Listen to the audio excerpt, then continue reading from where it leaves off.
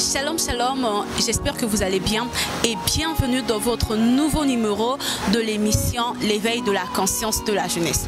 Nous vous rappelons que cette émission a pour but éveiller la conscience de la jeunesse face aux enjeux de l'heure.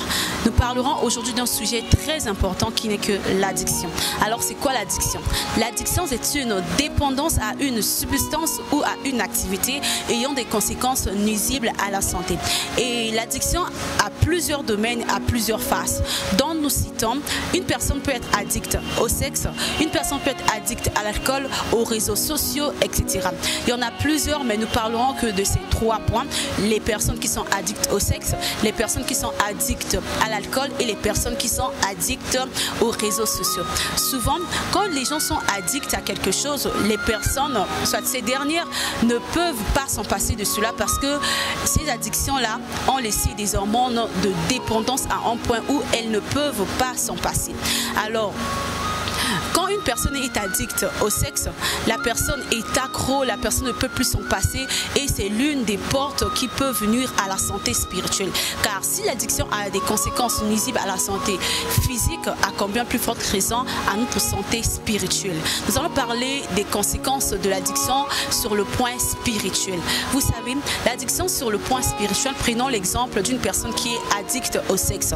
Ces addictions-là au sexe devient une porte d'entrée qui pousse le diable à nous tenter, qui pousse le diable à nous posséder. Parce que quand tu es addict au sexe, tu ne peux plus t'en passer de la femme, tu ne peux plus t'en passer des films pornographiques, tu deviens accro et ces addictions-là peuvent nuire à ta destinée. Parce que quand une personne est accro au sexe, il fait appel, la personne fait appel au mari de nuit, la personne fait appel aux substances maléfiques. Parce que quand les maris de nuit viennent dans la vie d'une personne, ces maris de nuit ne déposent que des substances négatives, les substances nuisibles à la santé spirituelle.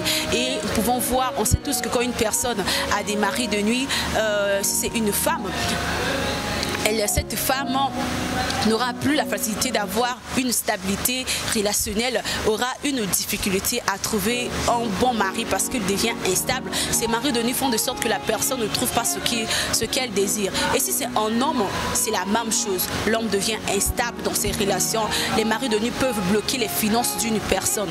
Et quand on est aussi addict à l'alcool, déjà le diable est très rusé. La Bible déclare que chacun de nous est esclave de la chose qui a triomphé sur lui. Déjà, une personne qui est accro à l'alcool, le diable te fait croire qu'en prenant l'alcool, aux relations de la société, quand tu prends un verre, tu prends toute une bouteille de whisky, tu te dis qu'après avoir pris l'alcool, il n'y aura plus de soucis, mes soucis vont s'évaporer, j'aurai plus de problèmes, l'alcool va atténuer ma douleur, c'est faux. L'alcool n'apaise jamais la douleur, l'alcool ne résout jamais quelque chose. Et quand tu es addict à l'alcool, l'alcool ne donne que l'humiliation et c'est aussi une des portes d'entrée du diable. Parce que l'alcool, à la place de réfléchir, tu perds ta valeur, tu perds ton image, tu perds même ton identité parce que tu es addict à l'alcool.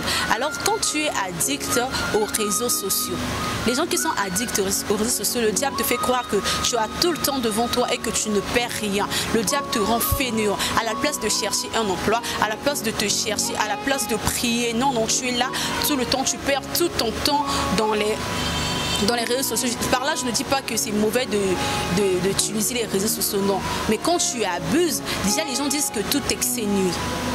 Quand tu abuses de l'utilisation, quand tu l'utilises en excès, c'est là que ça devient une addiction et que c'est là, ça peut ralentir le processus de ta destinée parce que tu es accro à quelque chose qui n'honore pas le Seigneur. Alors, comment faire pour y remédier? Comment faire pour ne pas être addict à quelque chose? Comment lutter face à son addiction? Vous savez, l'apôtre Anne Céleste a dit une fois qu'une personne malade qui s'ignore ne peut pas être guérie. La délivrance, c'est un pas vers la prise de conscience, plutôt c'est un pas vers la délivrance. Une personne ne peut être guérie si cette personne n'a pas une prise de conscience. La prise de conscience, c'est un pas vers la délivrance. Et la porte de la délivrance, c'est une porte qui ne s'ouvre que de l'intérieur. Parce que la Bible déclare que le Seigneur se tient à la porte, il frappe. Cette porte ne peut qu'ouvrir si tu acceptes le Seigneur dans ta vie, si tu acceptes le changement et que si tu acceptes que tu es malade et que tu as besoin de l'aide. Alors mon frère, ma soeur, aujourd'hui, et si on parlait de ton addiction? Et si tu assumais d'abord que tel que je suis là, je suis addict au sexe, tel que je suis là, je suis addict à l'alcool, tel que je suis là, je suis addict aux réseaux sociaux qui peuvent ralentir le processus de ma destinée, qui peuvent faire de sorte que je sois en retard, qui peuvent faire de sorte que je perds mon intimité avec Dieu, qui peuvent faire de sorte que, vous savez, la Bible déclare que dans le livre de Joël 2,28 que les jeunes gens prophétiseront. Et tu ne peux pas hériter de cette prophétie si tu es addict à quelque chose. Parce que pour hériter de la prophétie, il faudrait que tu aies un temps d'intimité avec le Seigneur. Il faudrait que tu t'acceptes que tu es malade pour que le Seigneur te délivre. Dans la Bible, il y a un passage qui dit que lorsque Dieu veut guérir une personne, il te pose d'abord la question, veux-tu être guéri? Alors jeune gens, alors jeune fille, jeune homme, je te pose la question, veux-tu être guéri de ton addiction? Veux-tu être guéri de ta dépendance? Alors, la Bible déclare qu'il porte son regard sur ceux qui sont faibles et ceux qui ont un esprit abattu. Quelque part, il y a des gens qui sont abattus parce que l'addiction est là.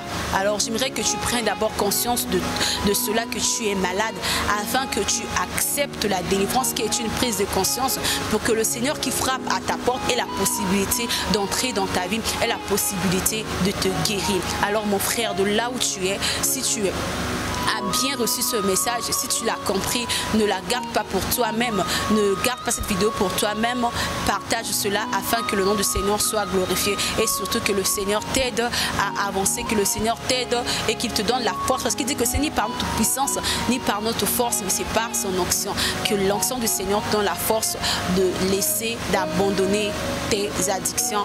Que le Seigneur Dieu vous bénisse. On se retrouve la semaine prochaine. Que Dieu vous bénisse abondamment.